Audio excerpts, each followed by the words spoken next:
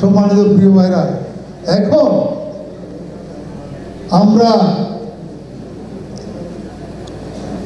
আমরা যে লড়াইয়ে নেমেছি, আমরা পিছনে ফিরবো না ইনশাআল্লাহ।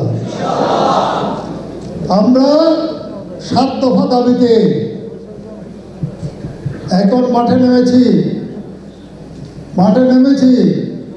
উপদেষ্টাদের সাথে বৈঠক হচ্ছে নিয়মিত। আমরা এগুলো আদায় করে ছাড়বো। আমরা সুষ্ঠু নির্বাচন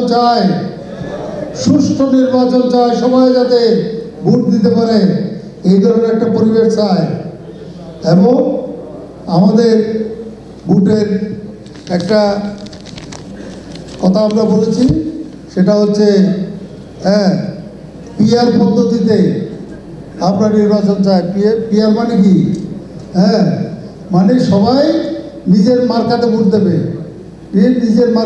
দেবে, এরকম মার্কাতে যদি ভোট দেয়, এই মার্কাতে যদি আমরা বেশি ভোট পাই তাহলে আমরা ক্ষমতাসীন হয়ে যাব। আলহামদুলিল্লাহ, বাংলাদেশের বর্তমান যে পরিস্থিতি, মানুষ ধানের শীষও দেখেছে, মানুষ নৌকা দেখেছে, মানুষ লাঙ্গলও দেখেছে, কিন্তু দাঁড়িপাল্লা তো দেখে নাই, ঠিক না? এবার মানুষ দাঁড়িপাল্লাকে ক্ষমতাসীন দেখতে চায়।